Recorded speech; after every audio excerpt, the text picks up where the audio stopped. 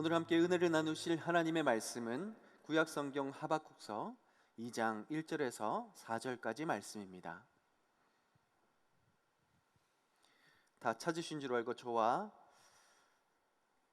함께 한 목소리로 읽도록 하겠습니다. 내가 내 파수하는 곳에 서며 성루에 서리라.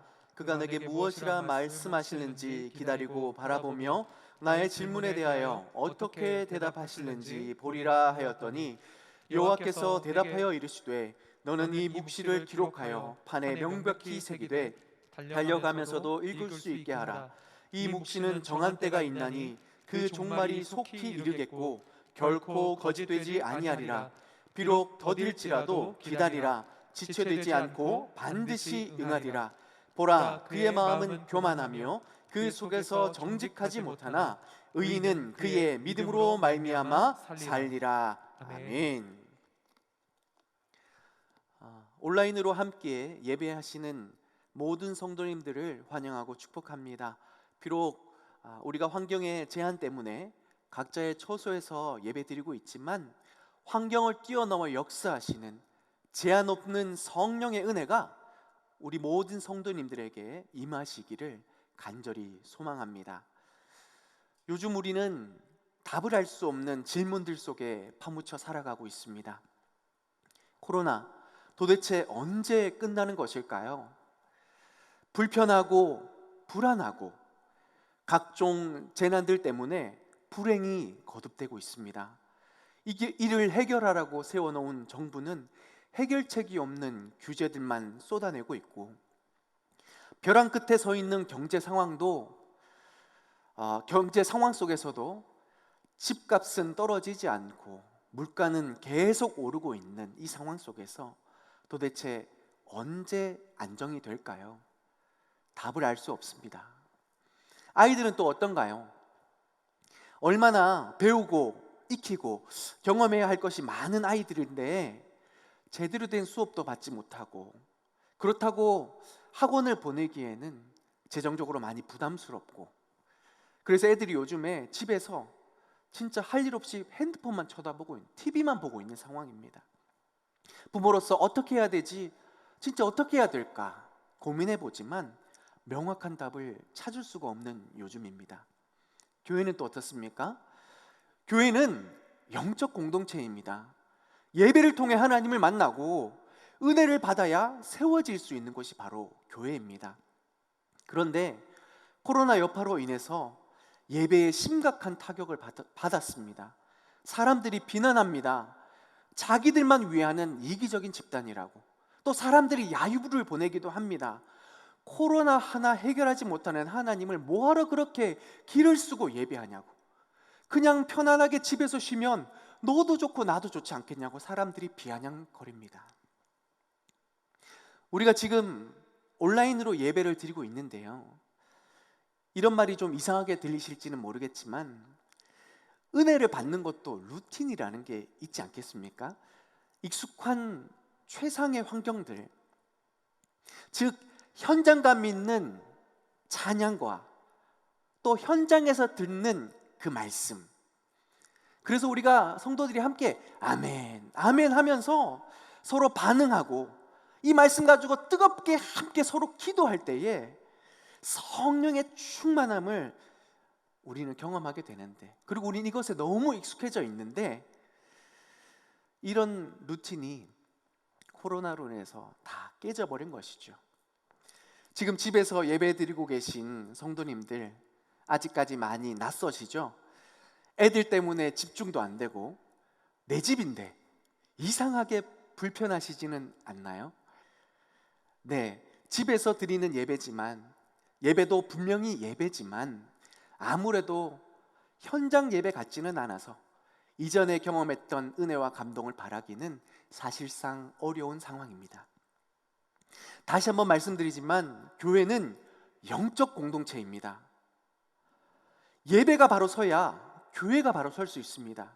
그런데 내외적으로 예배를 드리기가 참 어렵습니다. 성도들마다 영적인 갈증에 시달리거나 오히려 점점 삶이 무너져가는 성도분들도 계십니다. 이런 상황 속에서 교회는 어떻게 해야 할까? 사역자는 사역자로서의 심각한 고민이 있고, 성도는 성도대로의 심각한 고민이 있는데, 확실한 답을 아는 사람은 거의 없는 것 같습니다. 이처럼 작은 바이러스 하나가 우리의 삶을 온통 뒤집어 놨습니다. 왜 이런 일이 있어야 하는가? 어떻게 우리는 살아가야 하는가? 도무지 답을 알 수 없는 질문들이 가득할 때 우리는 확실한 대답을 찾은 한 사람에게 주목해 볼 필요가 있습니다. 바로 하박국 선지자입니다. 그도 우리들처럼 도무지 알 수 없는, 답을 찾을 수 없는 기가 막힌 현실의 문제에 힘겨워했지만 그는 하나님 안에서 답을 찾았습니다. 그 문제가 무엇인지 하박국 1장 2절에서 4절의 내용을 통해 잠깐 한번 살펴보도록 하겠습니다. 제가 읽어드립니다. 여호와여, 내가 부르짖어도 주께서 듣지 아니하시니 어느 때까지니까? 내가 강포로 말미암아 외쳐도 주께서 구원하지 아니하시나이다. 하반절에요, 겁탈과 강포가 내 앞에 있고 변론과 분쟁이 일어났나이다. 4절, 이러므로 율법이 해이하고 정의가 전혀 시행되지 못하오니. 여러분 생각해 보세요. 겁탈과 강포가 가득한 세상, 상상만 해도 끔찍하지 않습니까? 그런데 이 세상이 더 슬픈 이유는 하나님이 듣고 계시지 않다라는 것입니다. 하나님의 말씀을 대언하는 선지자가 하나님께 부르짖습니다. 얼마나 절박하고 안타까운 심정이었겠습니까? 하나님께 마지막 소망을 두며 주님께 부르짖었지만 세상은 이렇다 할 변화를 보이고 있지 않습니다. 그러니 세상 사람들은요, 그래 하나님 없어 라고 생각하면서 더욱 무질서하게 살아가고, 자신의 속에는 옳은 대로 살아가고, 그러다 보니 힘 있는 자는 더 강포해지고 포악해지고, 그런 혼란한 세상이 점점 더 심각해져 가고 있었다라는 것이죠. 그러다 보니 믿는 자 안에서도 참 불행한 일이 일어납니다. 율법이 해이해지고 정의가 전혀 실행되지 않는다라는 겁니다. 무슨 말입니까? 예배가 무너지고 말씀대로 살아가리라라는 결단도 사라지고, 결국 하나님의 사람들이 믿음의 자리를 떠나고 은혜의 자리를 떠나가고 있는 현실이라는 것입니다. 하나님의 선지자로서 하박국이 이 참담한 현실을 대하면서 얼마나 낙심이 들었을까요? 그런데요, 이런 하박국 선지자에게 놀라운 변화가 일어납니다. 어두운 현실 가운데 절망할 수 없었던 그가 하나님이 주신 답을 발견함으로 오히려 기뻐했습니다. 내일을 소망하며 넘치는 기대로 오늘을 살아갔다라는 것입니다. 요즘처럼 소망을 찾을 수 없는 이 어두운 때에 하박국 선지자의 이 변화는 우리를 설레게 합니다. 나도 뭔가 기뻐할 일이 있었으면 좋겠다. 불안한 내일이 아니라 기대가 되는 내일을 살아갔으면 좋겠다.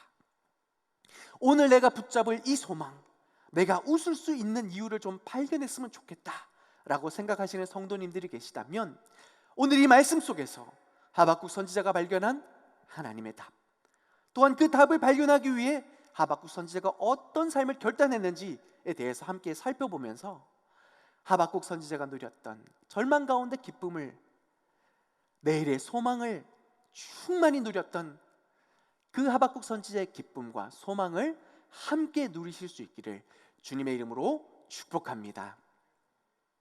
먼저 하박국 선지자가 발견한 그 답은 무엇일까요? 답을 찾을 수 없는 현실의 문제 앞에 하나님이 보여주신 그 답이 무엇이었길래 절망 속에서도 하박국 선지자는 웃을 수 있었던 것일까요? 결론부터 짧게 정리하자면, 하나님이 응답하시지 않는다고 해도 생각되는 그때도 하나님은 여전히 일하시고 계신다라는 것입니다. 한 번 더 말씀드립니다.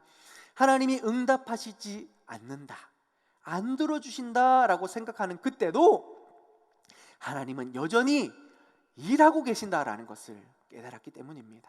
두 번째는요, 우리가 보기에 고난의 때는 무섭고 불편하고 힘들어서 가능하면 피하고 싶은 그런 때인데, 하나님은 이러한 고난을 통해서 우리의 구원을 온전하게 하신다 계신다라는 것입니다. 우리의 구원을 위해서 하나님이 이 고난의 때를 허락하신다라는 것입니다. 결국 고난이 악인들에게는 심판이지만 믿는 우리에게는 온전히 구원을 이루는 축복의 기회가 된다라는 말씀입니다. 다시 한번 더 점검해 보실까요? 두 가지입니다. 하나님이 절망 속에서도 웃을 수 있던 이유는 첫 번째로 어두운 시대 가운데서도 하나님이 여전히 일하고 계시는 줄 믿습니다. 두 번째는 고난은 우리 성도의 온전한 구원을 위한 기회라는 것을 우리는 꼭 기억할 수 있길 바랍니다. 먼저 첫 번째를 한번 살펴보겠습니다. 하나님이 여전히 우리를 위해 일하고 계십니다. 우리의 눈에 보이지 않아도, 아무런 응답이 없는 것 같이 느껴질 그때도 하나님은 여전히 일하시고 계십니다. 성경을 보면 꽤 오랫동안 암흑기가 펼쳐질 때가 있습니다. 출애굽기에서 하나님이 모세를 부르시기까지, 창세기 끝부터 모세를 부르시기까지 400년 동안이라는 긴 암흑기가 있었습니다. 애굽에 종살이를 해야만 했던 것이죠. 지긋지긋한 노예 일상의 반복, 하루하루가 고통스러웠던 그 시간들 속에 하나님은 도대체 무슨 일을 행하셨던 것일까요? 어떤 응답을 주셨을까요? 모든 것이 끝나버린 것 같고 하나님은 그 어떤 일도 행하시지 않으셨던 것 같은데, 하나님은 그 속에서도 일하시고 계셨다라는 것을 발견할 수 있습니다. 네, 약속의 땅 가나안 땅을 향하여 나아갈 한 민족을 하나님은 준비하고 계셨다라는 것이죠.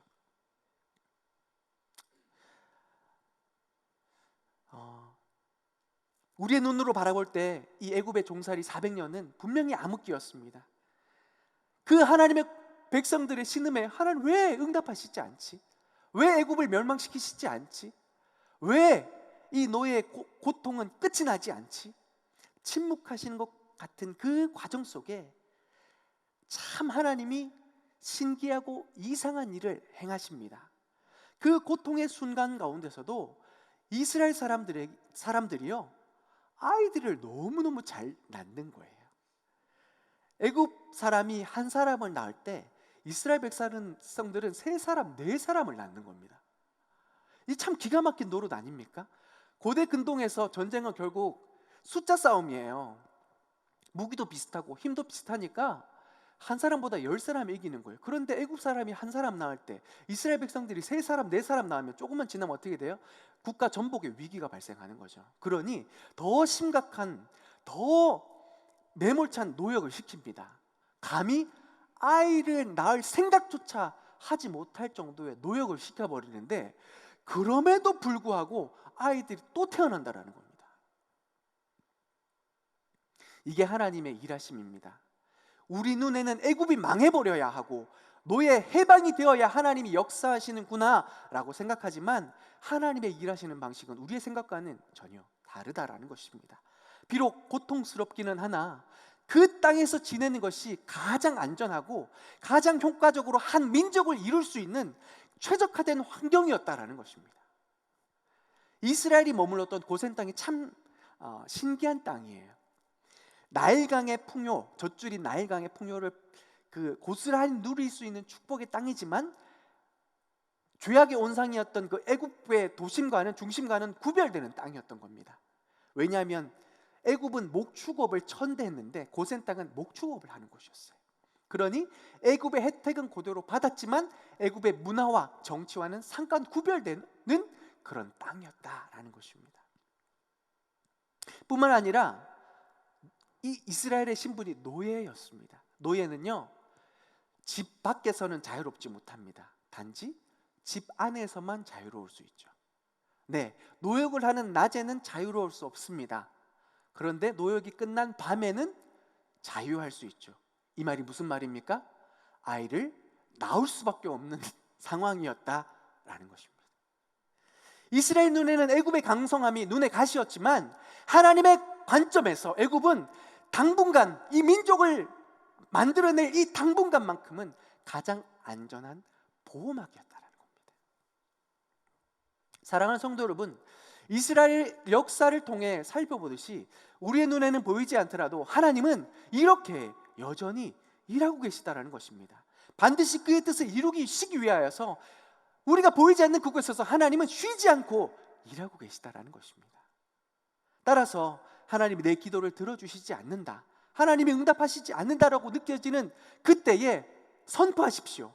아니다, 하나님은 내가 알 수 없는 곳에서, 보이지 않는 곳에서도 나를 사랑하시되 끝까지 사랑하시는 그 사랑으로 더 귀하고 아름다운 것을 나에게 주시고자 그 하나님의 때를 철저히 준비하시는 선한 목자 되심을 믿음으로 선포하실 수 있기를 바랍니다. 믿음이란 하나님이 우리가 원하는 것을 해 주신다라는 확신이 아닙니다. 오히려 믿음이란 하나님이 나를 위해, 그의 나라를 위해 옳은 일을 행하신다라는 것을 확신하는 것이 우리가 가져야 할 믿음인 줄 믿습니다. 두 번째로, 하나님이 주시는 고난은 우리의 구원을 위한 것이다 라는 것을 기억하실 수 있기 바랍니다. 제가 초신자였을 때 이 소식을 들었을 때 좀 억울한 마음이 생겼습니다. 하나님, 기왕 구원하시려면 고난 말고 더 좀 얼르고 달래서 구원받게 하시지. 애들 이렇게 좀 구원받게 하시지, 왜 하필 아픈 고난을 통과하게 하실까? 좋은 게 좋은 건데 하나님 왜 굳이 고난을 통과하게 하실까? 제가 그런데 맥스 루케이드 목사님의 책을 읽으면서 그 이유가 무엇인지 명확히 깨달았게 되었습니다. 목사님은요, 하나님의 구원 계획을 만삭의 임산부를 예를 들어서 설명하셨습니다. 만삭의 임산부는 해산하기까지 엄청난 고통과 인내의 시간을 통과해야 합니다. 왜냐하면 아이도요, 세상 밖으로 나올 수 있는 시간이 필요해요. 10개월 동안 엄마의 배 안에 있다가 갑자기 공기도 다르고 온도도 다르고 상황도 다르고 모든 것이 낯설고 적응하기 힘든, 느닷없이 세상 가운데 나와야 되기 때문에 아이에게도 세상에 나올 준비하는 시간이 필요하다는 거예요. 그래서 아이도 엄마도 너무너무 고통스러운 그 시간을 함께 통과해야 합니다. 그랬을 때 건강한 아이가 기쁨 가운데 부모에게 안겨질 수 있는 것이죠. 사랑하는 성도 여러분, 세상은 갈수록 험악해질 것입니다. 갈수록 신앙생활하기 힘들어지실 것입니다. 사람들은 더 교회를 욕할 것이고 비난하며 점점 교회가 설 곳이 없어질 것입니다. 네, 성경은 이미 그것을 알고 있었습니다. 누가복음 21장 9절의 말씀을 읽어드립니다. 난리와 소요의 소문을 들을 때에 두려워하지 말라. 이 일이 먼저 있어야 하되, 이 일이 먼저 있어야 하되 난리와 소요가 일어난다고 합니다. 어떤 일인지 그 뒤에 구체적으로 나오는데요, 10절 12절을 읽어보겠습니다. 또 이르시되 민족이 민족을, 나라가 나라를 대적하여 일어나겠고 곳곳에 큰 지진과 기근과 전염병이 있겠고 또 무서운 일과 하늘로부터 큰 징조들이 있으리라.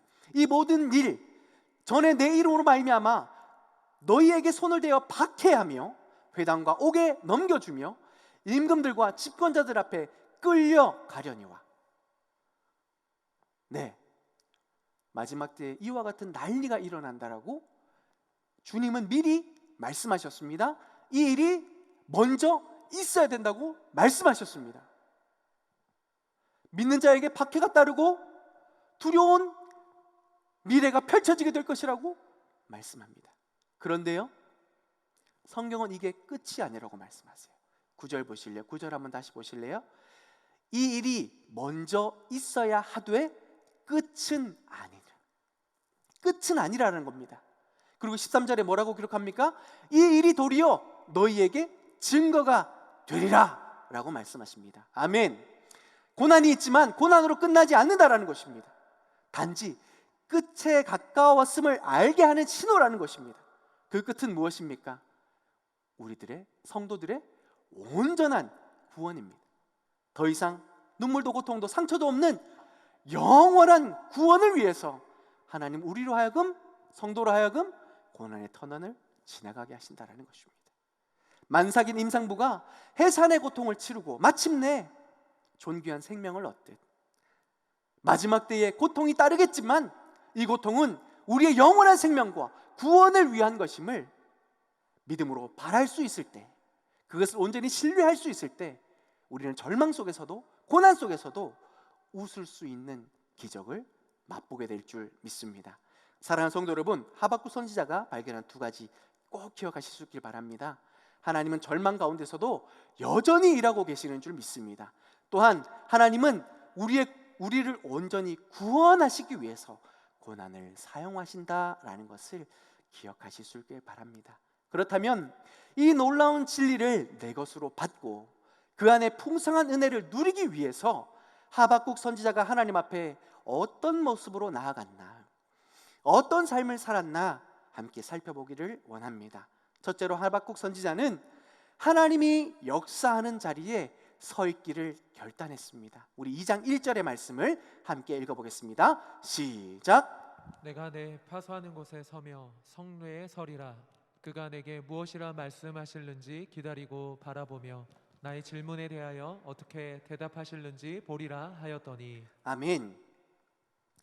답을 할 수 없는 기가 막힌 현실에 처하게 될 때 사랑하는 성도 여러분, 반드시 기억하십시오. 그 모든 인생의 해답은 하나님 안에 있습니다. 따라서 그 모든 해답을 주시는 하나님이 역사하는 자리에 서 있어야 문제가 해결되는 줄 믿습니다. 하나님이 은혜 주시는 자리에 서 있어야 합니다. 하나님이 말씀하시는 자리, 하나님이 만나 주시는 자리에 서 있어야 합니다. 그런데 문제가 있습니다. 바로 그 자리에 서기가 두렵다라는 것입니다. 1943년 3월 3일 저녁 8시 17분에 런던에 공습 사이렌이 울려 퍼졌습니다. 적국에서 총과 포탄이 날아오니 피하라라는 신호죠. 사람들이 무서워서 순식간에 500명이요 지하 대피소로 이동했습니다. 우르르 몰려가서 다행이다. 그런데요, 이 시간은 8시 17분이라는 시간은 수많은 인파들이 많이 몰리는 시간이죠. 계속 사람들이 몰려와서 순식간에 1,500명이 더 지하로 피신했습니다. 문제는요, 이 인파들 가운데 임산부가 있었다라는 거예요. 임산부가 빨리 걸음을 재촉하면서 19단짜리 그 계단에서 발을 헛디뎌서 굴러버린 거예요. 그런데 이 도미노 현상처럼요, 그 밑에 있는 사람이 다 쓰러지면서 19단체에서 1단까지 쭉 내려가면서 다 샌드위치처럼 사람이 쌓여가더라고요. 팍 쌓여가서 큰일 났다라고 하고 있는데, 아직도 지상에서 이 지하로 대피하지 못한 사람들이 밑으로 내려오다가 봤더니 길이 막혔네, 우리도 살아야 돼요 라고 하면서 사람들을 밀면서 나오기 시작했다는 거예요. 그러니 어떻게 됩니까? 안 그래도 사람들이 샌드위치처럼 쌓여 있는데 사람들이 막 밀면서 들어오니까 무려 173명이나 압살을 당해서 죽었다라는 겁니다. 기록을 살펴보니까 이날 공습 사이렌은 울렸지만 사실은 포탄이 날아오지 않았습니다. 그런데 많은 사람들이 이 사이렌 소리에 공포를 느끼게 돼서 두려워하여 서로 혼란에 빠지게 되고 나부터 살리라라는 그 혼란이 빚어낸 비극적 사건이었다라는 것입니다. 사랑하는 성도 여러분, 세상은 우리에게 이렇게 겁부터 줍니다.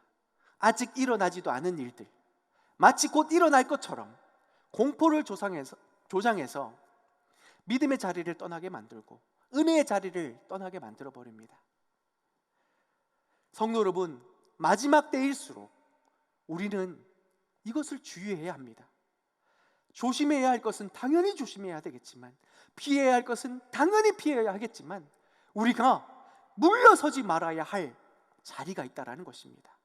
막아서야 할 가치가 있다라는 것입니다. 은혜의 자리, 말씀의 자리, 예배의 자리, 하나님이 원하시는 그 하나님의 나라에 귀한 가치가 모으는 곳에 우리는 물러서지 않고 그것을 지켜내는데 두려움 없이 세상 가운데 도전해 나갈 수 있어야 할 줄 믿습니다.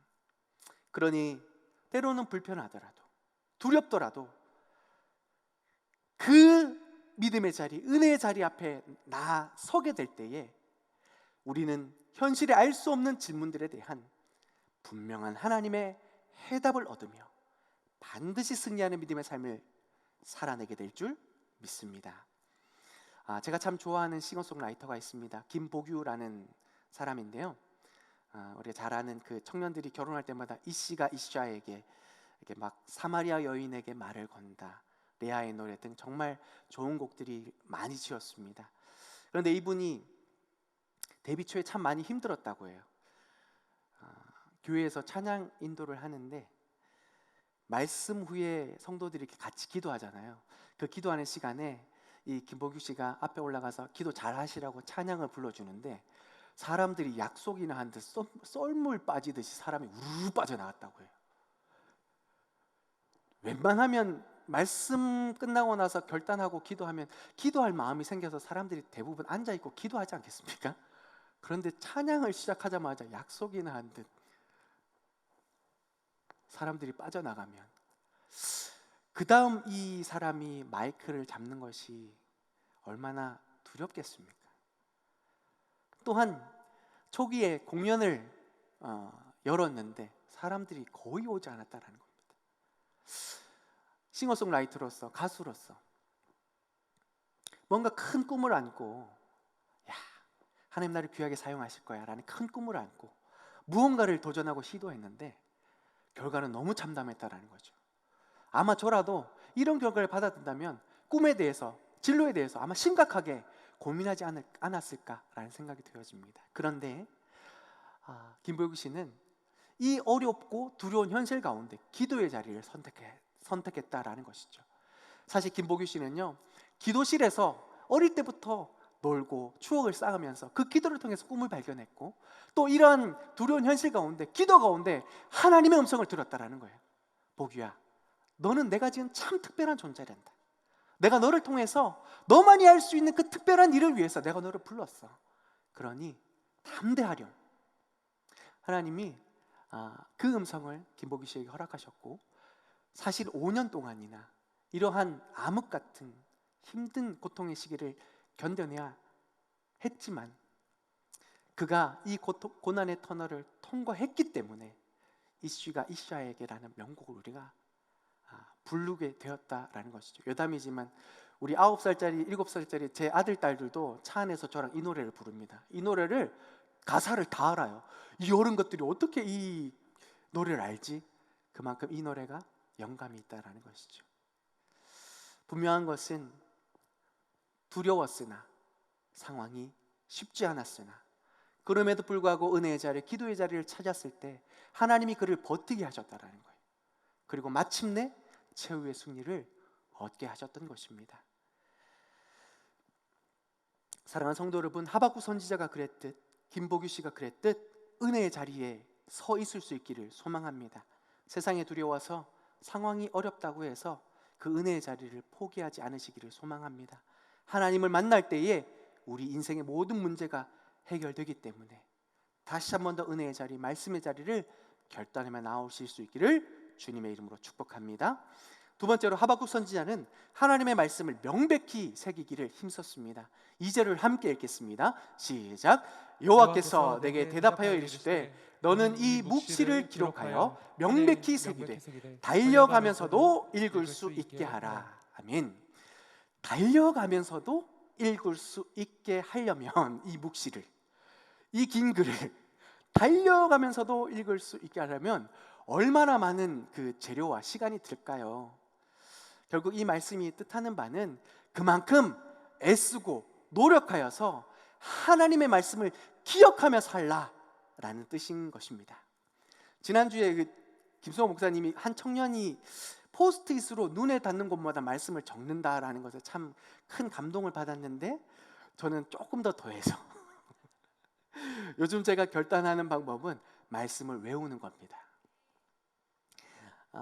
말씀을 외울 때 좋은 점이 뭐냐면 언제 어디서건 말씀을 묵상할 수 있다는 겁니다. 핸드폰에 뭐가 없어요. 성경책도 없어요. 그런데 내가 외운 말씀이 있어요. 여호와는 나의 목자시니 내게 부족함이 없으리로다. 여호와를 앙망하는 자, 독수리같이 새 힘을 얻게 될 것이다. 그 하나님의 말씀이 내 속에 거하는 그 순간에 어떠한 고난이 불현듯 찾아와도, 어떠한 상황이 민망하게 펼쳐질지라도, 성경을 퍼보지 않아도 내 심령 속에서 그 말씀이 반응하여 역사한다라는 것이죠. 그렇기 때문에 사랑하는 성도 여러분, 말씀을 눈에 붙이는 것도 너무너무 중요합니다. 내 생각이 깨어있게, 내 마음이 하나님께 향해 있게 너무너무 중요하지만, 내 삶의 승리를 위해서, 믿음의 삶의 승리를 위해서 말씀을 한번 외워보십시오. 이게 참 큰 결단이고 우리 영혼에 너무너무 중요한 일이다라는 것을 기억하십시오. 요즘 코로나 때문에요, 다들 뭐 하나 살펴봤더니 핸드폰을 많이 하세요. TV 프로그램을 꿰고 계세요. 주말 프로그램이 뭘 하고, 요즘 이 드라마가 재밌고, 그거 말고요, 하박국 2장 4절에 오직 의인은 믿음으로 말미암아 살리라라는 이 말씀을 기억하고, 이 말씀을 외우다가 세상의 두려운 현실 가운데 믿음으로 승리하는 은혜를 경험하시기를 주님의 이름으로 축복합니다. 마지막 세 번째는요, 하박국 선지자는 하나님을 믿음으로 살아내기를 힘썼습니다. 믿음으로 살아냈다라는 것입니다. 히브리서 11장의 내용을 보면 수많은 믿음의 선배들이 나옵니다. 그분들의 기록을 잘 보면 믿음으로 아브라함은, 믿음으로 모세는 무엇을 얻었다, 무엇을 누렸다라는 기록이 나온 것이 아닙니다. 믿음을 가졌더니 뭔가 대단한 것을 얻었다라는 것을 기록하는 게 아니에요. 믿음으로 살아냈다라는 것입니다. 믿음으로 8절 보겠습니다. 믿음으로 아브라함은 부르심을 받을 때에 순종하여 장래의 유업을 받을 땅에 나아갈새 갈 바를 알지 못하고 나아갔으며, 얻은 것이 아닙니다. 어디로 가라라고 답을 얻는 것도 아닙니다. 아무것도 알 수 없었지만 하나님 온전히 한 분만 바라며 갈 바를 알지 못했지만 살아냈던 것입니다. 걸음을 뗐던 것입니다. 그랬더니 그가 믿음의 조상으로서의 축복을 경험하기 시작한 것이죠. 믿음으로 우리가 살아간다면 무언가를 얻는 것이 아니라 오히려 잃어버릴 수도 있고 쫓김을 당할 수도 있습니다. 모세의 얘기를 한번 살펴보실까요? 믿음으로 모세는 장성하여 바로의 공주의 아들이라 칭함받기를 거절하고 도리어 하나님의 백성과 함께 고난받기를 잠시 죄악의 낙을 누리는 것보다 더 좋아하고 그리스도를 위하여 받는 수모를 애굽의 모든 보화보다 더 큰 재물로 여겼으니 이는 상 주시는 이심을 바라봄이라 라고 기록했습니다. 사랑하는 성도 여러분, 포기에는 두 가지가 있습니다. 상황이 따라주지 않아서, 내 힘이 부족해서 어쩔 수 없이 하는 포기가 있고, 두 번째는 더 좋고 더 아름다운 가치가 있기 때문에 자발적으로 내가 내려놓는 포기가 있습니다. 믿음으로 모세는 왕자의 자리를 포기했습니다. 오히려 하나님의 백성들과 함께 고난받기를 선택했습니다. 왜냐하면 그것이 바로 영원한 생명과, 그것이 바로 하나님이 상 주시는 믿음의 길이라는 것을 그가 깨달았기 때문입니다. 오늘 본문 3절을 보겠습니다. 이 묵시는 정한 때가 있나니 그 종말이 속히 이르겠고 라고 말씀합니다. 정한 때가 있고 속히 이르겠다라고 말씀하십니다. 그렇습니다. 사랑하는 성도 여러분, 만물의 때가 가까웠습니다. 마지막입니다. 우리 앞에 놓인 여러 가지 고난이 그것을 증명해 주고 있습니다. 이런 상황 속에서 우리는 믿음으로 어떻게 살아가야 할까요? 무엇을 얻고 어떤 변화를 추구하기보다 지금 나에게 말씀하시는 그 하나님, 지금 나에게 역사하시는 그 하나님을 믿는 믿음 가운데 갈 바를 알지 못하지만, 더 많은 것을 누릴 수 있지만 믿음으로 순종하며 살아낼 수 있는 결단이 있기를 소망합니다. 사랑하는 성도 여러분, 그렇습니다. 우리는요, 살아봐야 압니다. 살아내봐야 하나님이 과연 살아계시고, 과연 푸른 마르고 꽃은 시들지만 여호와의 말씀이 영원하다라는 것을 우리는 삶에서 구체적으로 깨달을 수 있게 되는 것입니다. 그러니 이 어려운 때에 세상의 어떤 풍조를 쫓아 이래야 된다더라, 저래야 된다더라, 아이들 교육은 이렇게 해야 된다더라, 이렇게 해야 손실이 없고 앞으로 10년을 내다볼 수 있겠다더라. 그것이 아니라 변하지 않는 살아있는 하나님의 말씀을 붙들고 한번 오늘을 살아내 보십시오.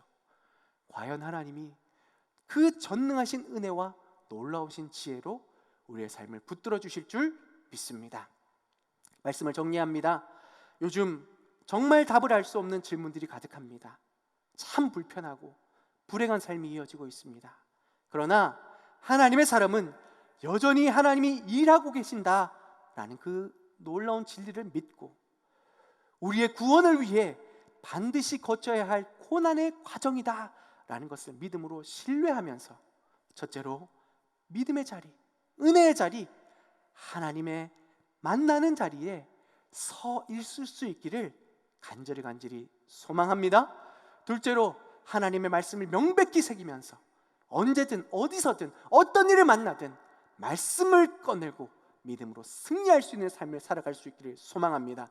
마지막 세 번째로, 이 어려운 때에 나에게 어떤 변화가 일어나리라, 나에게 어떤 무엇을 주실까, 그런 믿음보다 이미 하나님 말씀하셨고 약속하셨으니 오늘을 믿음으로 살아내리라, 믿음으로 결단할 때에 과연 살아 역사하시는 주님이 나의 삶 가운데 어떤 일을 행하시는지 구체적으로 경험하면서 과연 우리가 세상의 빛으로, 교회는 구원의 방주로, 그렇게 이 어두운 때에 가장 아름답고 존귀하게 쓰임받는 귀한 믿음의 삶이 될 수 있기를 소망합니다. 그리하여 하박국 선지자가 결국 3장에서 하나님 주께 대한 소문을 듣고 너무너무 놀랐습니다.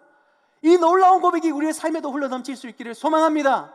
무화과 나무 잎이 마르고 포도나무가 없고 감람나무의 열매가 그칠지라도 나는 그리 아니하실지라도 여호와 우리 하나님으로 인하여 기뻐합니다 라는 그 믿음의 고백을 통하여 어제도 오늘도 살아계신 그 주님이 우리의 삶을 일으켜 주시는 놀라운 기적의 역사를 경험하실 수 있기를 주님의 이름으로 축복합니다.